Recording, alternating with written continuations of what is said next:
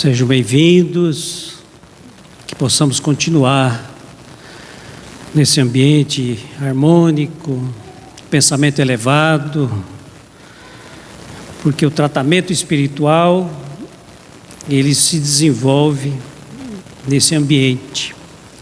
Neste momento, cada um de nós está recebendo energias de mentores espirituais que os nossos olhos físicos não conseguem visualizar, mas estamos sendo tratados, estamos recebendo essa recarga energética tão necessária. Por isso é importante nós mantermos a serenidade, mantermos o pensamento elevado, deixar desligar um pouquinho dos nossos problemas, das nossas dificuldades do dia a dia.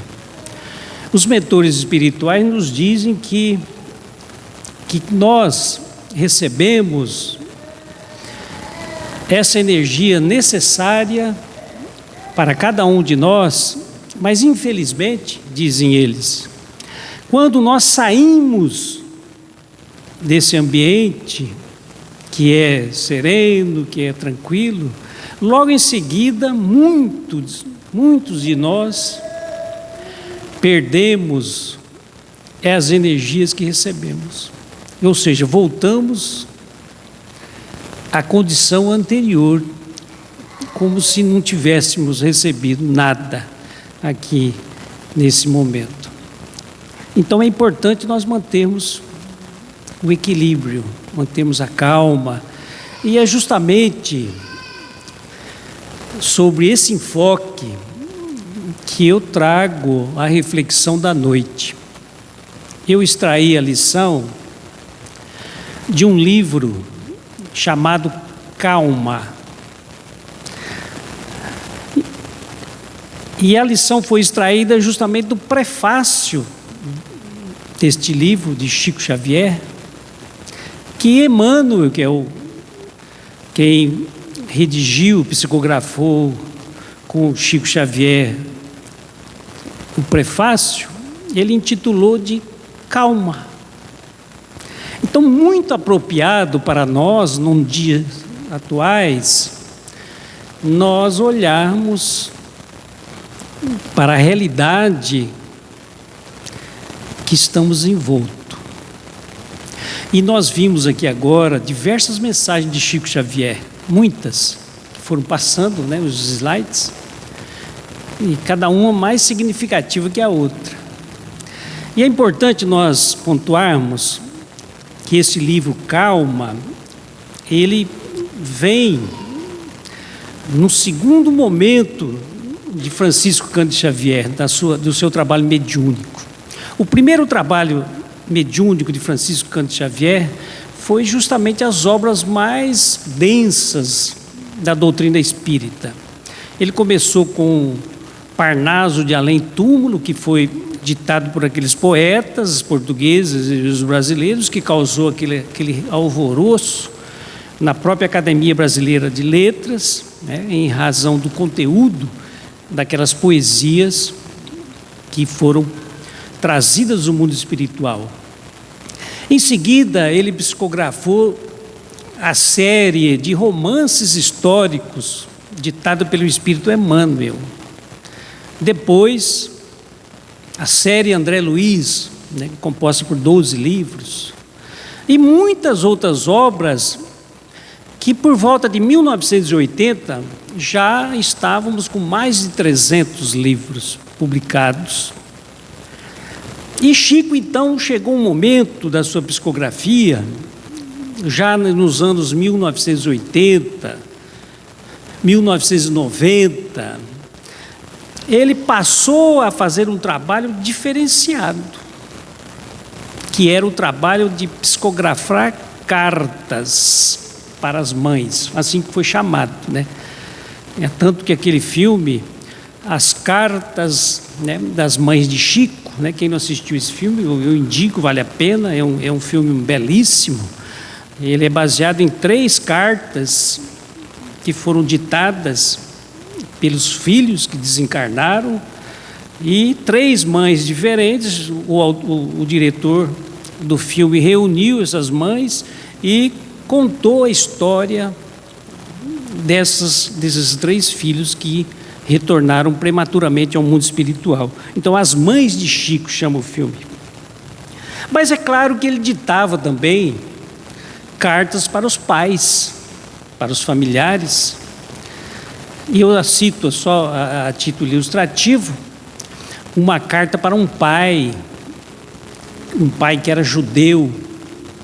Muito famosa essa situação, porque o judeu era um tradicional em São Paulo, e o filho dele fazia medicina e desencarnou com 20 anos, 20 e poucos anos, e ele ficou muito desesperado. Ele ficou tão desesperado que, à noite, quando ia anoitecer, ele ia para o cemitério e pousava sobre o túmulo do filho. E os parentes, os amigos, ficaram muito sensibilizados com essa situação e sugeriram a ele que fosse em Uberaba ter um encontro com Chico Xavier. E ele foi e recebeu uma carta do filho. Inclusive, uma parte da carta foi redigida na língua hebraica, que Chico conhecia, não sabia ler. E a carta dizia o seguinte: olha, pai, todas as noites que você vai no cemitério dormir sobre o meu túmulo, pensando que eu estivesse ali, eu estava na companhia da mamãe, que ficava sozinha em casa. E eu acompanhava ela do plano espiritual, assistindo e fortalecendo. Eu não estava lá. O senhor ficava sozinho lá no túmulo. Claro que diante dessa mensagem, o pai chorou muito, porque escrever na língua hebraica e detalhes que eram, né, da família. Depois daquilo, o pai chegou a dar uma declaração posterior que diz que o homem mais humano que ele conheceu, e ele não era espírita, ele era da religião, né, do judeu, foi Chico Xavier. Então a gente vê agora nessa segunda parte, que é esses livros pequeninos. Inclusive eu vi alguns ali esses dias, o nome Dinheiro, Família, este chama Calma, Roteiro, Coragem. São livros que foram ditados pelo mundo espiritual nessa última fase de Chico Xavier. E esse livro que eu trago justamente é um livro que o nome já diz tudo. Calma.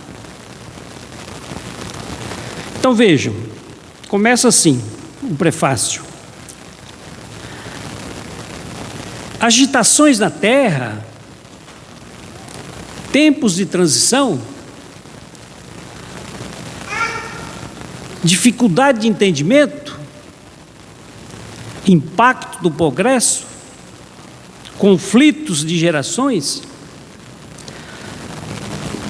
Esses são os motivos apresentados por muitos amigos para que lhes endereçássemos algumas páginas sobre serenidade e segurança,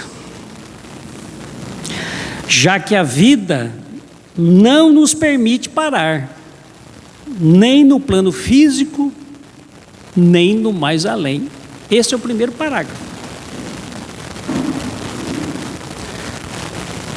Veja a atualidade da mensagem. Então ela começa, eu vou começar pelo final do primeiro parágrafo.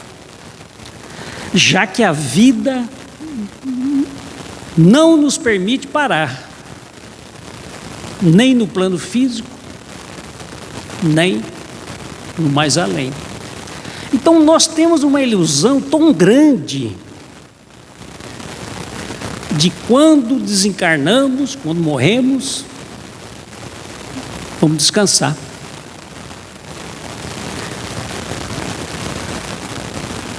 A vida não nos permite parar, nem no plano físico, nem no mais além.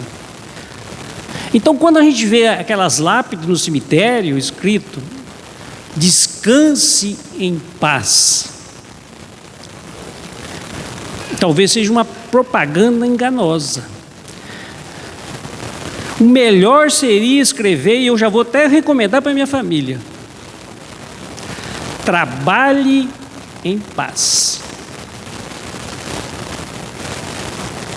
Porque a vida no mundo espiritual é ativa, incessante.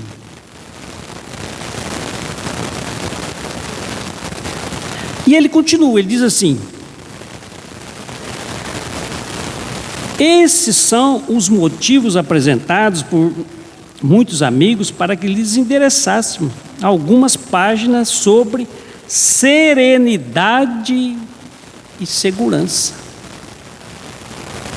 Este ponto é fundamental.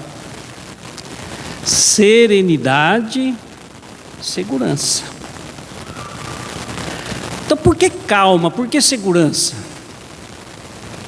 Aliás, por que calma? Por que serenidade? Porque sem calma, nós perdemos a segurança. Toda vez que nós nos afobamos, nós perdemos segurança.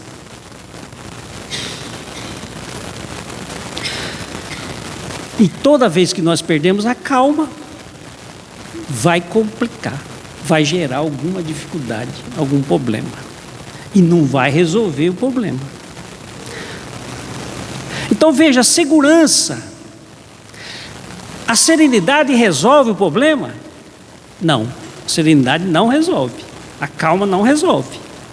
Está faltando dinheiro, estou sem dinheiro. Se eu tiver calma, está resolvido? Não, não vai resolver. Mas a calma, a serenidade vai me dar segurança. Ou seja, eu vou ter possibilidade de raciocinar, de refletir, para encontrar dentre as possibilidades aquela que vai me ajudar a resolver o problema. Empréstimo, vender alguma coisa, alguém vai me... Então vejo que se eu desesperar, resolve? Não.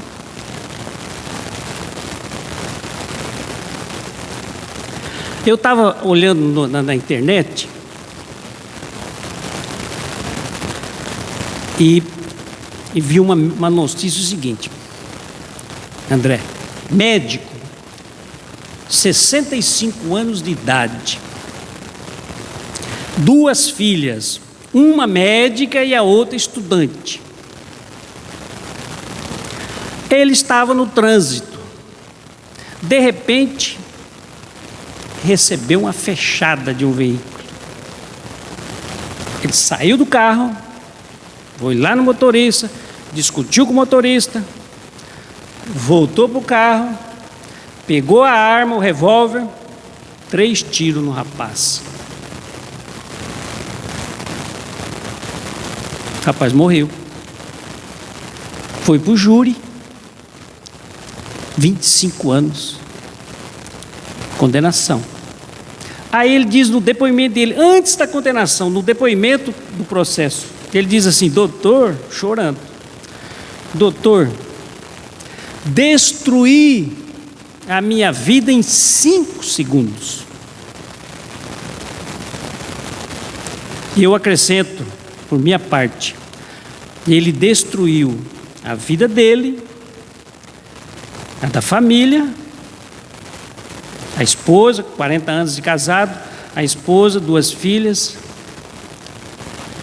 e destruiu a família do rapaz também. 5 segundos, ele disse. Então, perder a calma não vai resolver o problema. Outra que eu vi hoje, no aeroporto de Pelotas. O rapaz perdeu o check-in, impedido de embarcar. Deu um soco no vidro, agrediu o atendente, foi preso. Então veja, perdeu a calma, resolveu o problema dele, ele embarcou? Embarcou. Além de não embarcar, vai ter que ressarcir o vidro que ele quebrou e foi levado para a prisão. Depois pagou fiança e saiu, ou seja. Então vejo que 5 segundos, muitas vezes, nós colocamos um problema, multiplicamos um problema.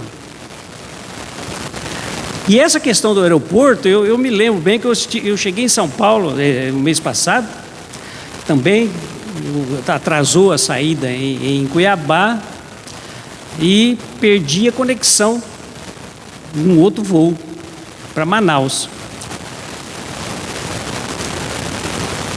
Aquele desespero na frente do balcão das pessoas, destratando o atendente, resolve. O melhor modo é calma. Calma. Diálogo. Vamos conversar. O que é possível você fazer para me ajudar? Eu preciso estar em Manaus. O que você pode fazer por mim?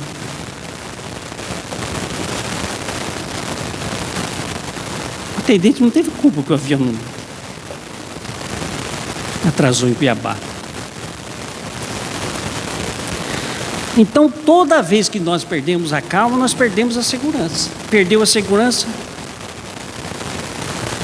não resolvemos o problema.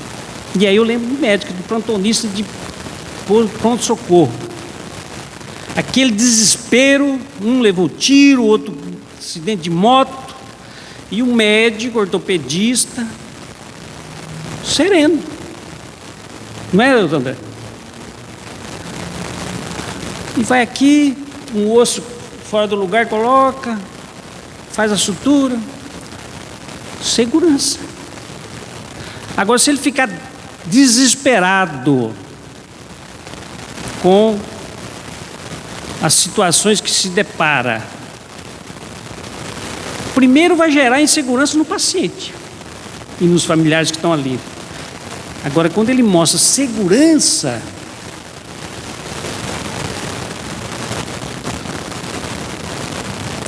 então a mensagem, ela nos chama justamente para isso. Veja que o primeiro parágrafo, quando ele começa o primeiro parágrafo, ele já diz da agitações do dia, né? Esse livro da década de 1980, transição planetária. Veja, já começava a se falar da transição planetária, porque Allan Kardec, numa obra chamada Obras Póstumas, recebeu uma mensagem do mundo espiritual dizendo a respeito dos sinais da transição planetária, ou seja, o que é a transição planetária? É como se nós estivéssemos mudando de degrau. Começa no degrau número 1, mundos primitivos, ou seja, como a questão 115 do Livro dos Espíritos, nós nascemos e fomos criados simples e ignorantes. E nós vamos, com a medida do tempo, as reencarnações, nós vamos maturando, nós vamos evoluindo. E vem o segundo degrau, então, depois de passarmos todo aquele momento do mundo primitivo, nós entramos no atual regime da Terra, que é de provas e expiações. Ou seja, a Terra é um planeta em que nós todos estamos aqui em aprendizado.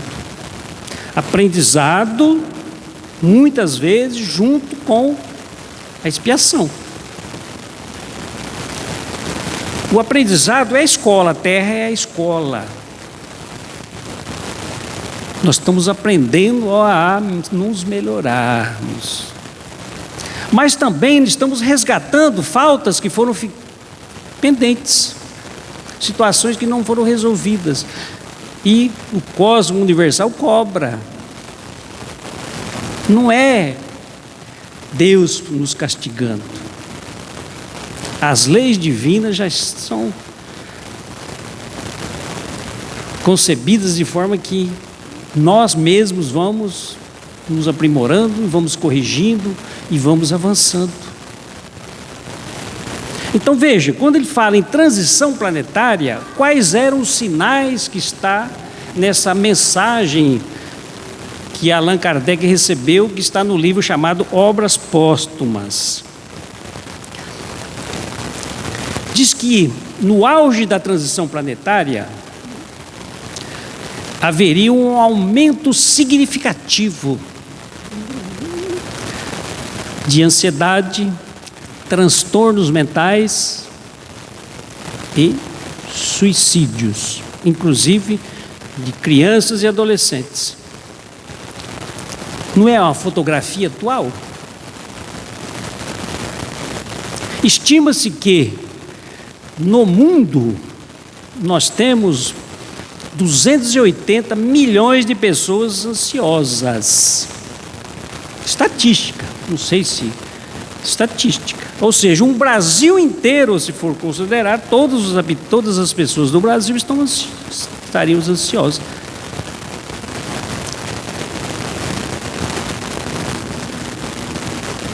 O aumento do suicídio, isso é muito perceptível. Estatísticas dizem que por volta de 1 milhão de pessoas se suicidam por ano.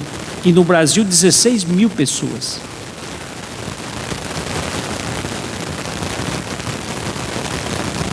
Eu trabalhei no CVV durante um período, CVV, Centro de Valorização da Vida, que é o telefone 188, e fazíamos atendimento como voluntário de pessoas que ligavam. O CVV oferece esse trabalho que deve ser ressaltado, porque nós temos muita dificuldade para escutar. E o principal objetivo do CVV é escutar. Então a pessoa liga, a pessoa entra pelo chat e conversa com os voluntários. Os voluntários estão lá para escutar. Veja que é diferente de ouvir, está lá para escutar.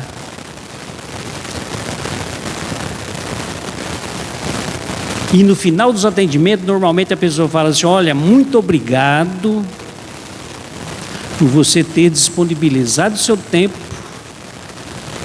para me ouvir. Eu não tenho ninguém para conversar. Principalmente nos finais de ano. Natal e Ano Novo é uma enchente.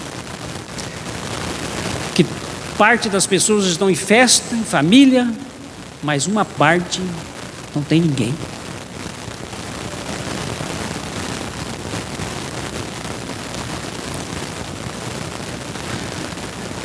Então nós estamos nessa ansiedade, nesse desespero,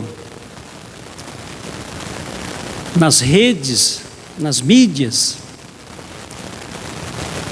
E essa última eleição presidencial deixou marcas em famílias que vai demorar 2, 3 encarnações para frente para corrigir as situações que foram criadas.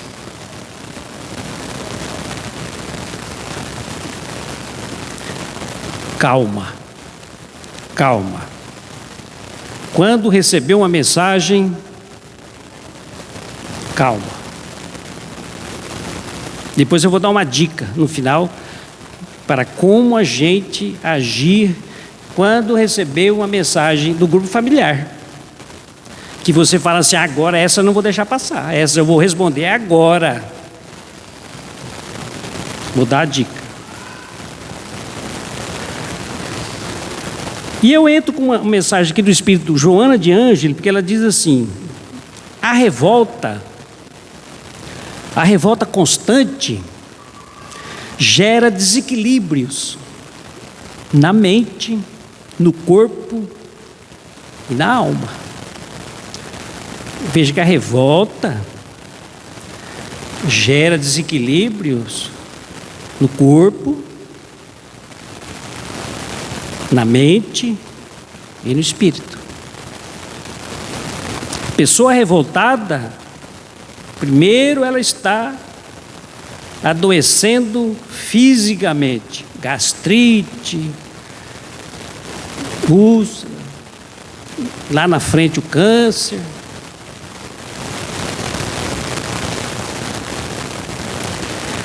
Ela está adoecendo psicologicamente. E ela está adoecendo espiritualmente, no sentido de atrair companhias espirituais que podem não ser adequadas, que nós chamamos às vezes de obsessão. Revolta gera desequilíbrio. Joana de Ângelo, ela continua, diz assim: não é o corpo que é fraco, a carne é fraca, não é essa que a gente fala? Não é o corpo que é fraco, mas o espírito que permanece rebelde. Controla as tuas energias, não deixando que elas te desconcertem. Olha o médico aqui no trânsito. As energias deles, ele se descontrolou, ele não conseguiu controlar a sua ira, a sua raiva por ter sido fechado. Aí eu pergunto para você, o que tem esse acontecimento 10 minutos depois, 30 segundos depois? Nada. O rapaz ia embora, ele ia embora. A revolta intoxica e expele venenos. Então, quando a gente vê uma pessoa revoltada, ela está como se atirando gotas de veneno ao seu redor. E muitos sensíveis, pessoas que são sensíveis, captam isso rapidamente e começam a passar mal. Começa a ter dor de cabeça, começa a abrir a boca, começa... A pessoa revoltada não inspira amizade, nem sequer compaixão. Tem calma sempre. O que agora não se resolva, está a caminho da solução. É só ter calma.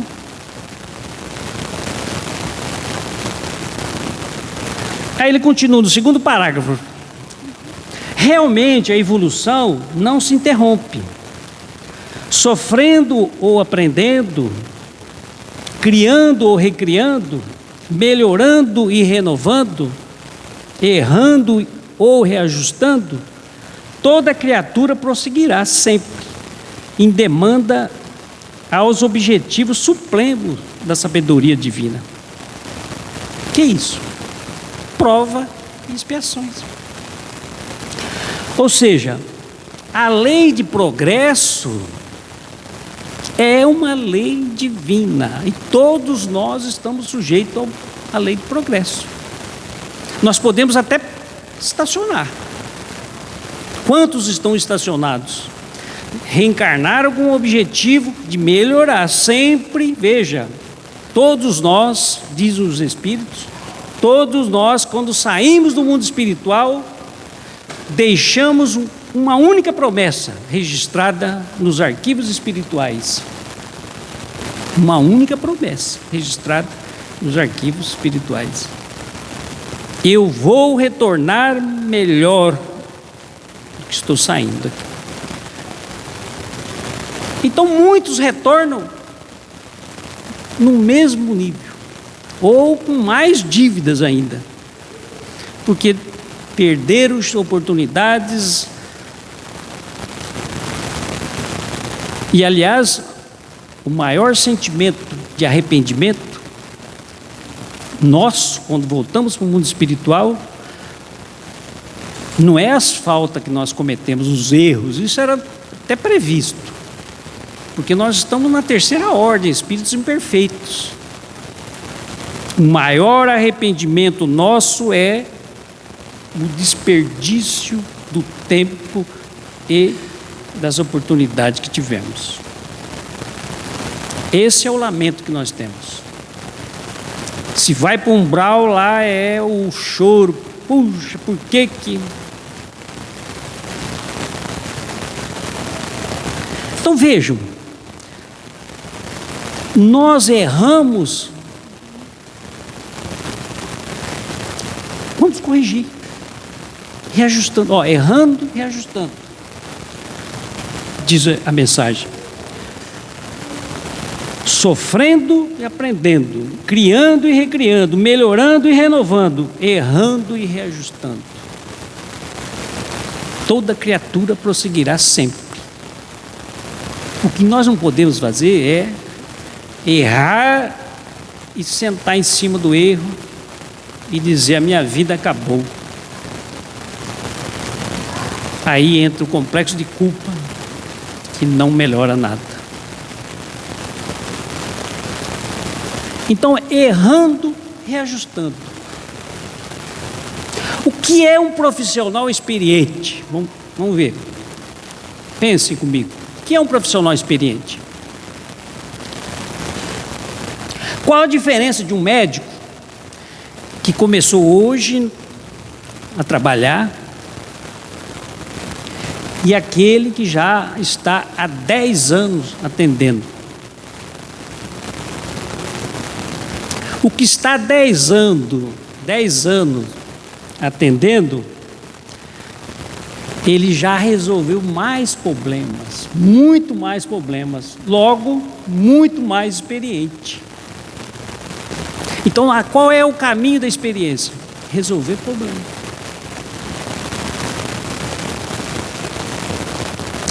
Nós adquirimos experiência resolvendo problemas.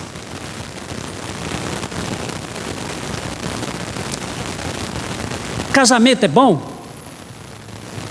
É bom, mas vai ter problema. Ser solteiro é bom? Deve ser, mas é uma fonte de problema. Ter dinheiro é bom? É bom. É uma fonte de dinheiro, fonte de problema. Então nós resolvemos o problema, pode esperar, vem outro. É o padrão vibratório da Terra. Provas e expiações. Na escola, vamos aprendendo, problema, vamos sendo provados, problema, sendo provado, e assim sucessivamente. Terceiro, são 5 só, estou terminando. De qualquer modo, porém, seja qual for o ponto do universo em que se lhe ergue a moradia, o espírito necessita de paz em si mesmo, a fim de construir o seu próprio caminho para outros caminhos de elevação. Não importa então se você está em Rondonópolis, está no Paraná, no Rio de Janeiro, Uberaba, Porto Velho, o Acre, Não importa. Na Europa, no Japão,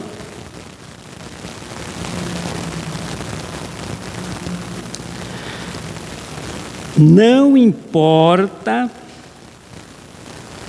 o ponto do universo que te ergue a moradia. O auxílio espiritual de nossos mentores espirituais não faz diferença se nós estamos aqui, ali.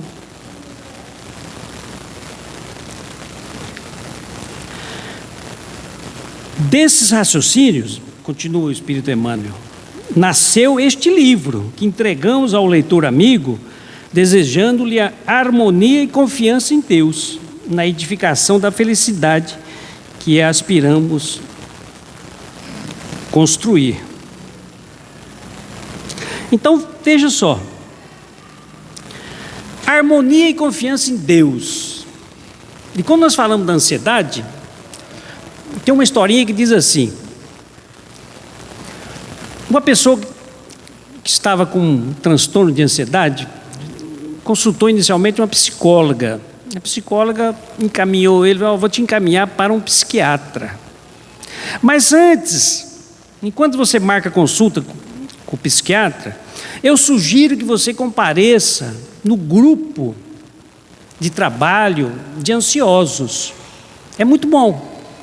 Você vai ter contato com outras pessoas que estão ansiosas e você tem resultados fantásticos. Ele, eu tenho interesse. Então tá, passa na secretária lá e faz a inscrição. E ele imediatamente fez a inscrição. Isso era por volta do dia 15 do mês. A secretária diz, o trabalho, o grupo começa no dia 10 do mês que vem. E tá bom, 10 do mês que vem. Tá. No dia 1º do mês que vem, ele foi no grupo. Bateu na porta da secretária. Não, mas começa dia 10. Ué, mas que dia é hoje? Não, hoje é dia 1º. Dia 1º. Então tá, vou embora e volto. Não precisa ir embora. Os outros também já estão aí. Ou seja, é a marca do ansioso. A marca do ansioso. E o último parágrafo ele diz assim: calma.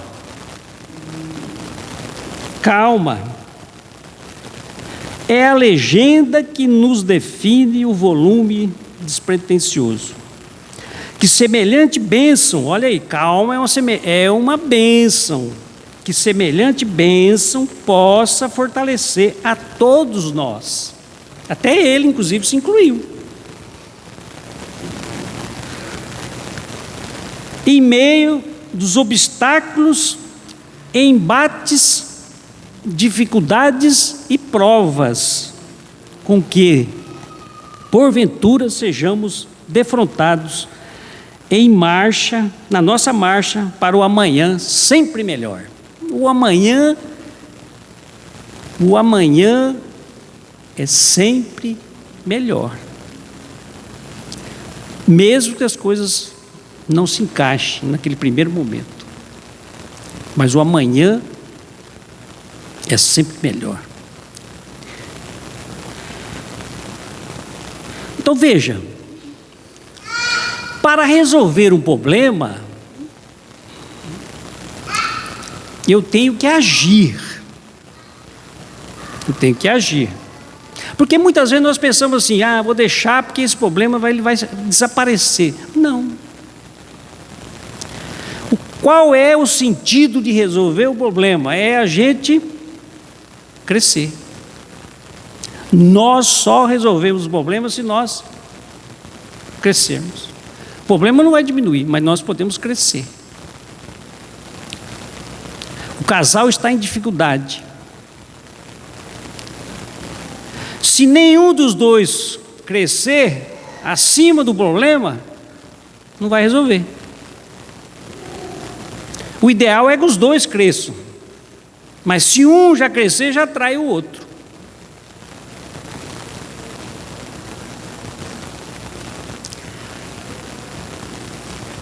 Então veja só, como eu disse,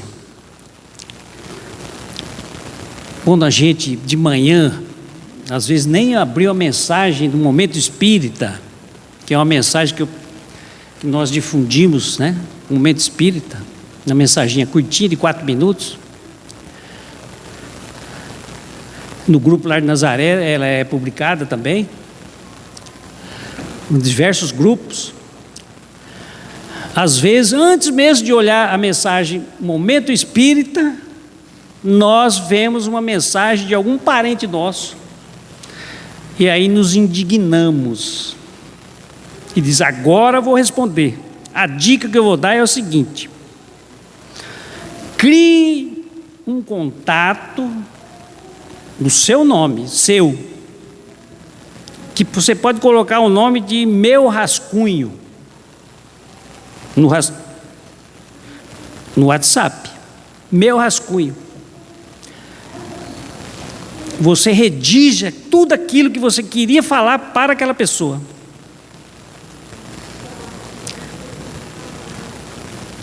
Depois você manda para o seu rascunho, Meu Rascunho. Deixa lá uns 3 dias. Depois você lê. Na maioria das vezes você vai falar assim: isso eu ia mandar no grupo da família?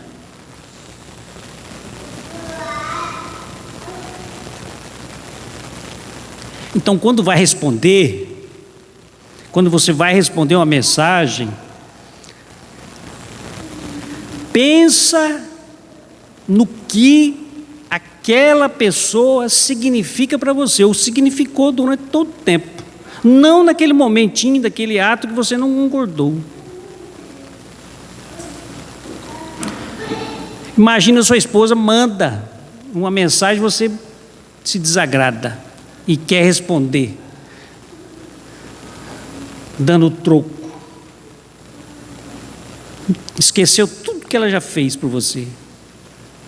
Mãe dos seus filhos, cuidou tanto de você, sua mãe, seu irmão, normalmente é irmão, né? Eu tenho um problema com os irmãos. Meus irmãos mandam aquelas mensagens, eu já fico. Então, esse grupo é o seguinte: Meu Rascunho, ou qualquer nome que vocês quiserem colocar, mas você manda a mensagem para você, não manda para o grupo da família. O grupo profissional também, que eu já vi pessoas ser dispensadas por justa causa, porque respondeu de forma inadequada. Então fica a nossa mensagem. Calma. Esse é o padrão que nós devemos adotar. Pensar, como dizia minha mãe, eu lembro, né? Conte até 10, não é? Por que é para contar até 10? Porque enquanto você está contando, pode ser que quando você chega lá no 8, fala: não vou responder.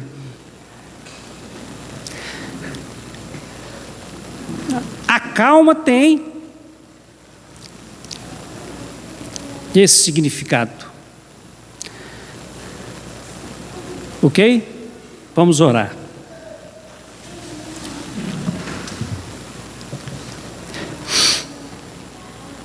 Agraciado, Senhor, com a Tua presença dos benfeitores, dos amigos espirituais,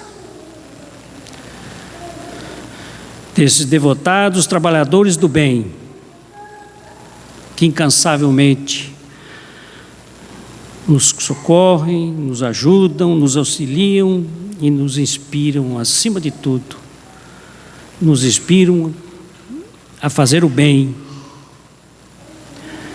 a buscarmos o nosso crescimento. E assim, Senhor, que nos momentos de agitação, nos embates que a vida nos oferece, muitas vezes como provações, que possamos nos recordarmos da mansuetude do teu olhar, Senhor.